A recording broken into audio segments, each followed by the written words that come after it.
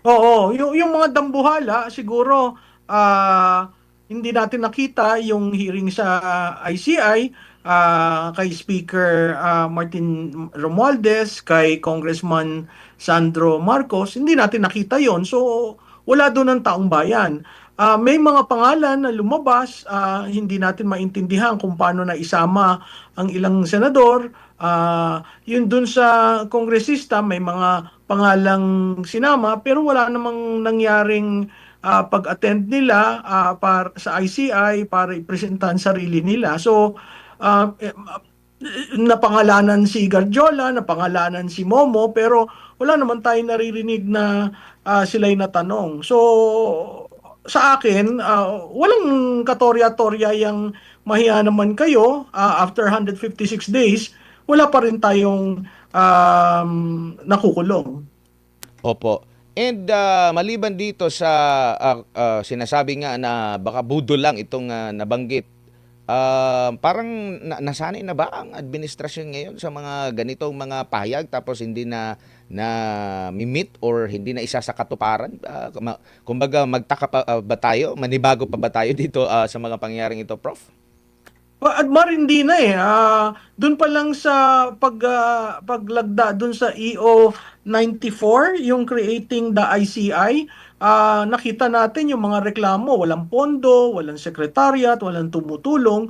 Kung yan ang behikulo mo para ipaglaban ang effort sa anti-corruption at talagang halukayin ang nararapat, hindi tama yung nangyari sa ICI kasi yung mga nag-resign, clearly, napakahalaga yung sinabi nila na parang ni walang budget, ni walang computer printer. So, kung ito'y isang talagang malaki at tinatayang makakakuha ng dambuhalang isda, eh wala naman tayo talagang nakita. So, parang ang ng presidente ang paglaban sa mga ganito, pero nakita naman natin sa simula pa lang medyo tagilid na doon, at saka nakita naman natin na yung kahirapan ng pagiging miyembro ng ICI, nakita natin sa mga resignation letters ni Singson at ni Fajardo. Opo, nakikita nyo rin po ba na hindi na magtatagal itong ICI at sa pag-re-resign po ng pinakabago po, no?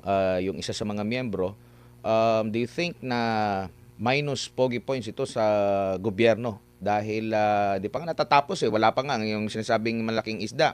Yet yung mismong komisyon na binuo eh parang ano na naghihingalo. Oo, tama ka dyan, Admar. Ang ICI ay nasa ICU. Hindi natin alam kung yan maruresuscitate o mapapagtibay ang kanilang mga dapat gawin. Under sa EO 94, pwedeng i-dissolve ng presidente yon. Isa yung option at yun ay nakasulat dun sa EO 94. Ang parati kong sinasabi, nasa catch-22 ang presidente. Siya ang naglunsad nitong anti-corruption drive niya. Siya ang hindi inayos ang secretariat ng ICI. Siya ngayon ang sunod-sunod na pagre-resign nitong mga na talaga, anong gagawin mo ngayon sa ICI? I-abolish mo ba? I-dissolve mo ba? Kung i-dissolve mo, kailangan yung panukalang batas sa Kongreso calling for a more stronger organization, institution, should be passed. Hindi naman yun certified as urgent. So, maraming problema ang nangyayari dahil dito sa biglaang desisyon na mahiya naman kayo campaign. Opo.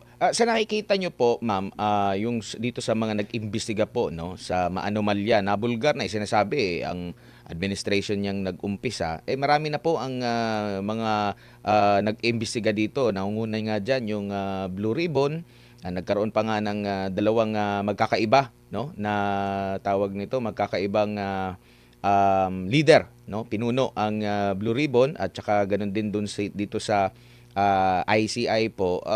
Do you think nakakuha ba ng magandang resulta, or alin ba dito sa mga organisasyon na ito ang maaaring masabi natin na may magandang output po, no, ma'am? Well, yung in terms of the output, magkakaroon tayo diyan ng problema kasi nakita naman natin na kanya-kanya ang trabaho eh. Sa Senate Blue Ribbon, nakita naman natin nagsimula talagang maanghang nung na-take over si Senator Ping Lacson, na iba ang direksyon, no?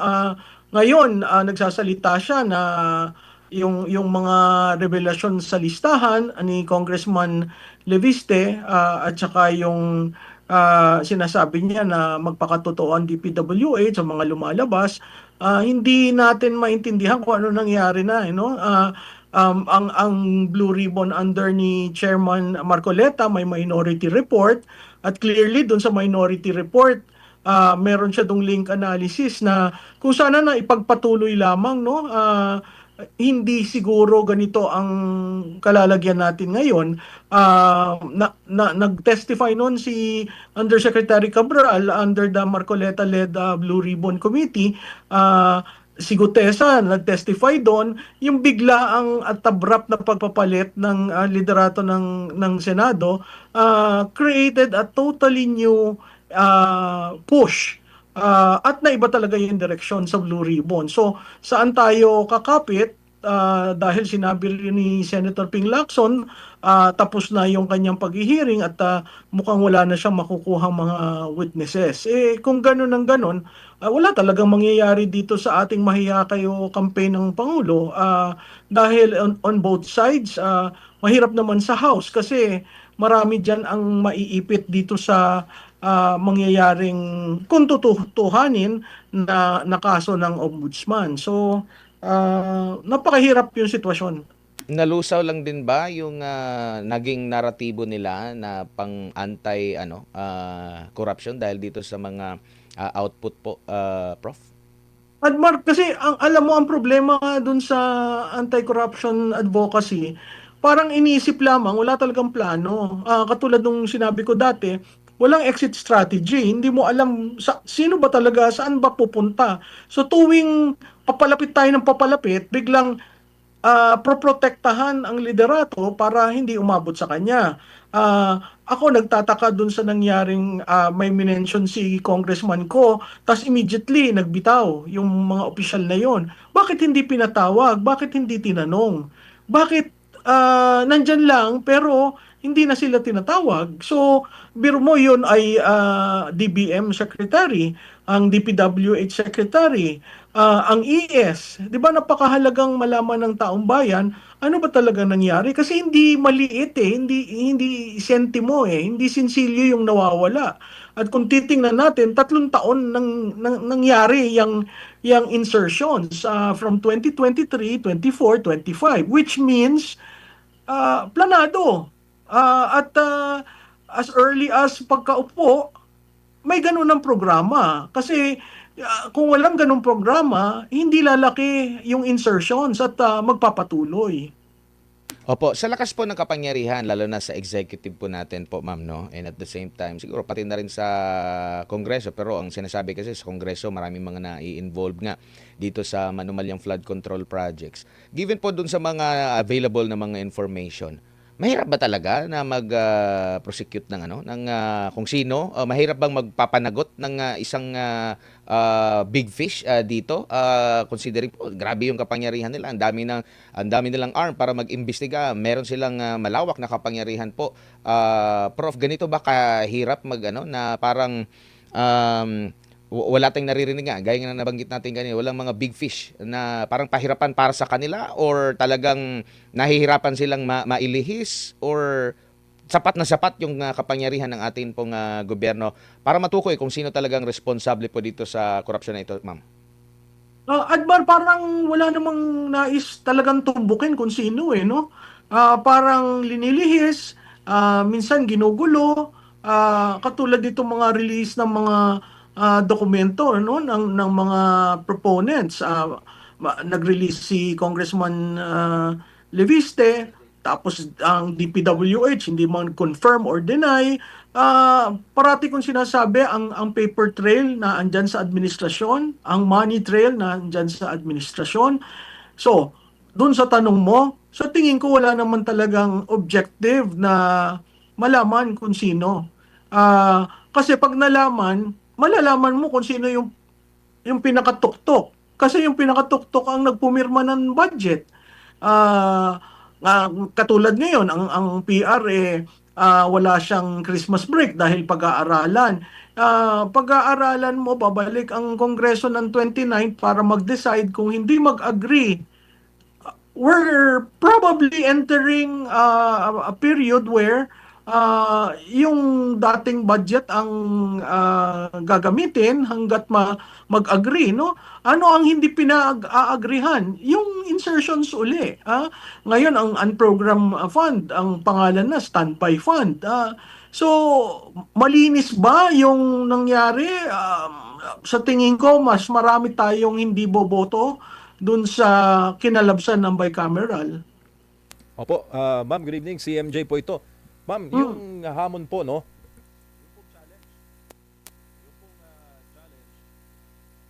Ayan. Yung pong challenge, ma'am, no, ng taong bayan, kasi nauuna po ngayong maglabas ng information sa publiko si Congressman Leviste at sa panayam namin kay Congressman Lian mismo, sabi niya, hihintayin niya raw po ang DPWH na maglabas ng kopya nila ng Cabral Files.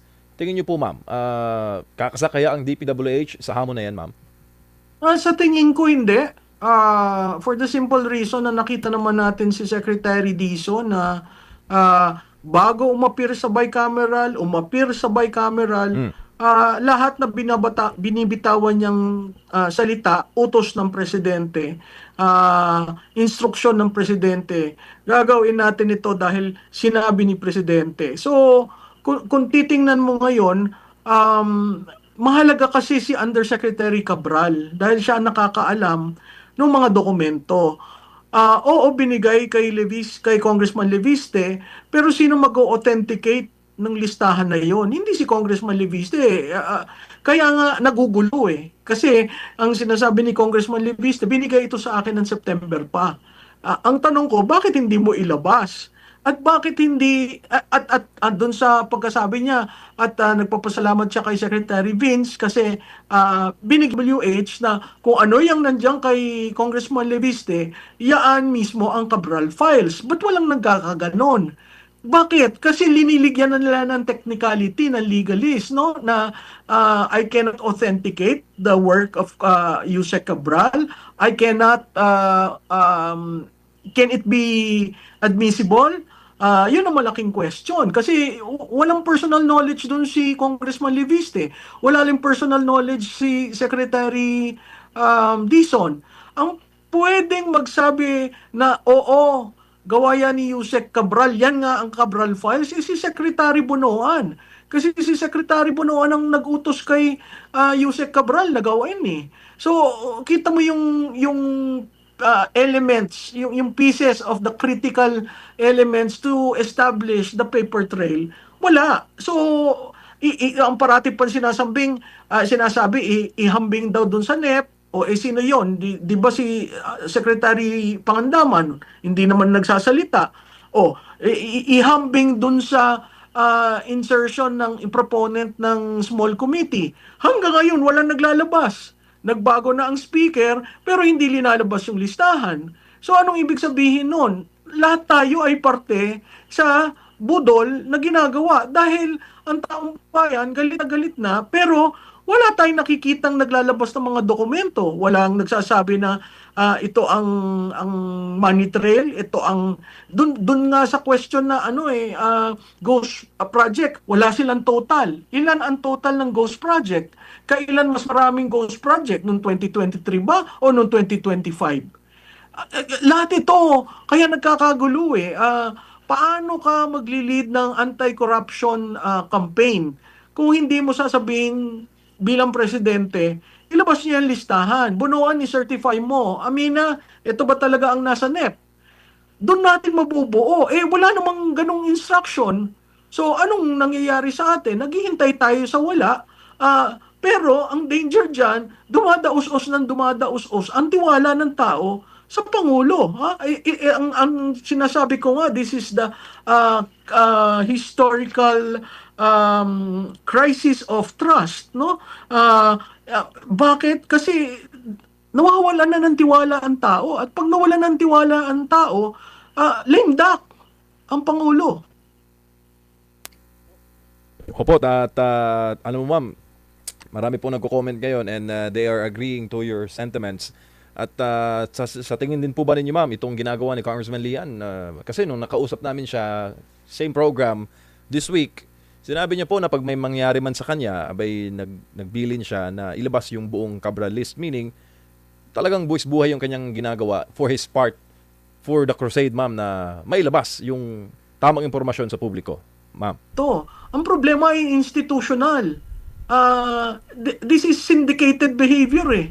Biro mo si Congressman Barsaga naalis for some whimsical reason, pero dahil nagtatanong siya na hindi nagugustuhan. Ngayon naman itong si Congressman Leviste, syempre baguhan ka, medyo nenervyusin ka dahil ang binabangga mo mga higante ng politika. Makikita mo yung pressure doon sa bata, no? Yung pinakahuli niyang press conference, nakikinig nga ako, parang medyo mangilid-ngilid na ang luha dahil pati distrito niya naiipit. Ito ba yung igaganti ng mga lideratong nahalal sa dalawang bata, neophyte, na ayaw nilang maging parte ng bulok na sistema? So gusto nila, ayusin nila sa 20th Congress. Pero makikita mo sila lang ang tumatayo. Walang, yun, merong iba. Siguro mabibilang mo sa dalawa mong kamay. Pero other than that, napakahirap na yung ginagawa nilang laban.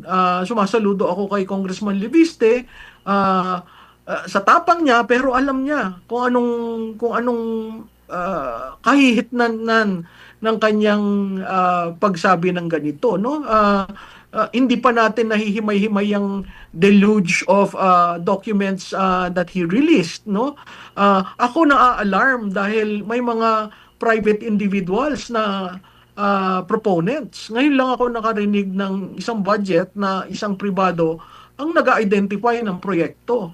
Never yan nangyari. So, hindi ko alam kung anong klaseng meron budget process tayo noong 2023 at bakit pa ulit-ulit na ginawa. Opo, at kahit ma'am, ano maging resulta ng ICI investigation, hawak nilang ombudsman ma'am eh. Tingin mo, talagang may makakasuhan under Ombudsman Remulla? Well, they can always file, they can always, squeeze people, but whether that will be essentially real, yan up in the clouds. Kasi paano ba yung proseso ni Remulla pumasok bilang ombudsman? So makikita mo in all fronts, kontrolado. They're there to protect the power center. Na andyan si Ping Lacson, pinotektahan ang power center, liniko ang diskurso. Na andyan si ombudsman, siya na lang yung nahuhuli dahil itong si ICI malapit na mag-collapse. Pag nag-collapse yan, we're just looking at the ombudsman.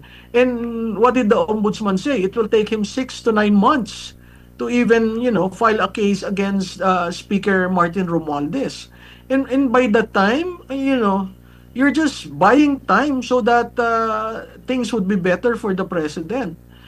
And I doubt if it will, because the erosion of trust, critical yun eh. Wag na yung approval o ano, yung trust. Yung trust ang pinaka-susi ng lahat. Kung walang paniniwala ang tao, walang tiwala ang tao sa pamumuno niya, mahihirapan tayo. Lahat na susuungin natin, whether economic or political, hindi natin yan makakamit dahil ang mga tao hindi na naniniwala sa kanya.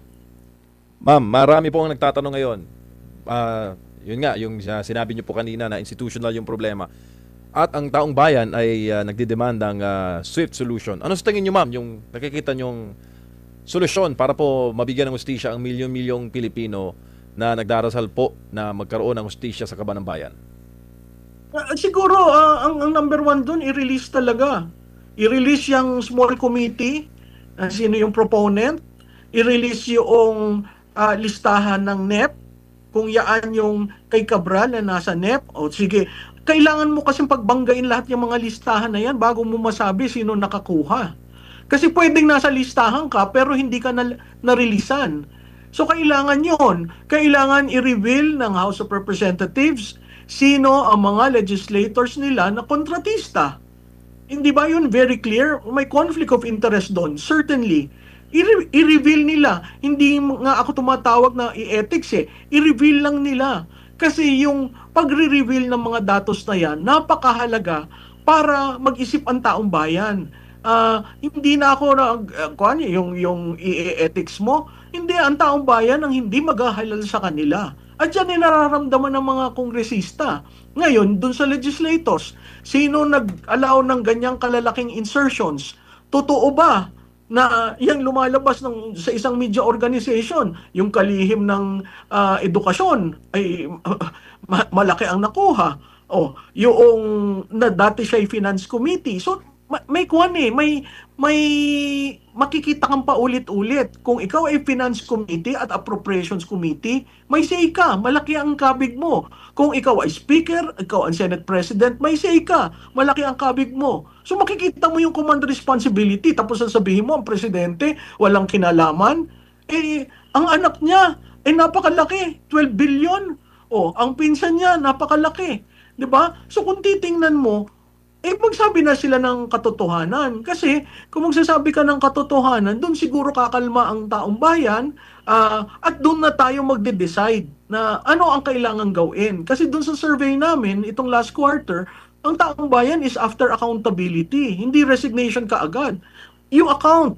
Kasi yun ang tama. Kung nawala ang pera, okay, dahil sa Ghost Project, may kaso. Kung yung pera na implement pero substandard, may kaso. Kung yung pera nagawa ng proyekto maayos naman, wala tayong kaso doon. Yun nga lang naging ganid dahil mas malaki ang share niya kaysa doon sa iba. At kailangan magkaroon ng definitive na formula dyan sa pork barrel kung gusto nila yan. Hindi pwede yung palakasan. 'Di ba? Ang pork barrel is supposed to be an equity equity program doon sa mga areas na kailangan ng malaking pera para ma-develop, para magkaroon ng daan, para magkaroon ng electricity, energize yung mga barangay. Doon dapat tayo magbigay. Kaya yung development natin skewed in favor of kung sinong malakas sa politika. Hindi doon sa nararapat. So, kaya hindi pantay. Kung titingnan mo, pag total mo lahat yung releases, ang napakalaki ng Luzon. No? Oo, malaki ang Luzon in terms of voter population, pero may iba tayong areas na kailangan tulungan. Ang daming reforms, MJ, na kailangan matingnan apart from finding guilt, no? Pero nagsisimula lahat 'yan sa you make things public. Katulad ng SALN, 'di ba? May call na mag-release ng SALN. Sino ba ang sumunod? Sa Senado lamang, sa House. Hindi, wala kang 100% na sumunod. Bakit? 'Di ba?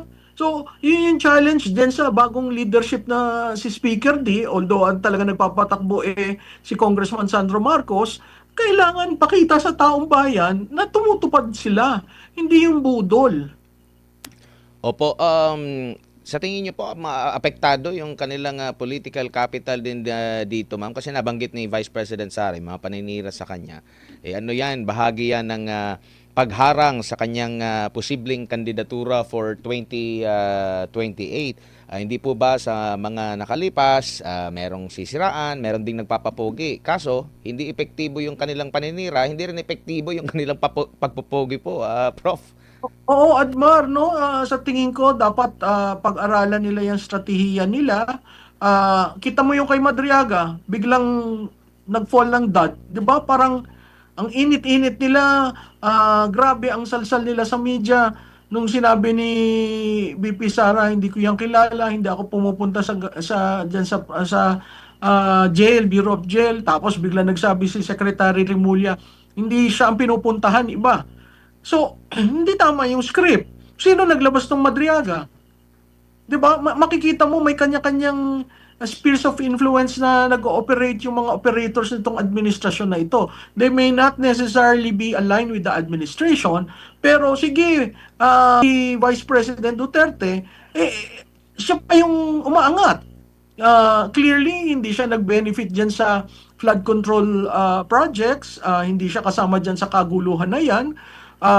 When compared to the Intelligence and Confidential Fund, napakaliit yung kanya at nawala na noong 2024. Trabaho lang siya ng trabaho. So, makikita mo, talaga nagba-backfire. Pero, ang sense ko, ipagpapatuloy nila yan. Kasi, parang 8 individuals na ang inooperang tumakbo. So, ang makikita natin senaryo sa 2028, marami sigurong tatakbo para hatiin ang boto. So, I've never seen itong demolition job kay Vice President Duterte is far more greater than the demolition job done on then Speaker Senate President Villar and then si Vice President Binay. Ito kasi walang pahinga kay BP Sara since 2023. So makikita mo, parang lahat ng plano nila ipolitika, parang lahat ang plano nila gamitin ang pondo ng bayan para sa politika na makakatalo kay Sara Duterte at mapropromote ang kanilang kandidato.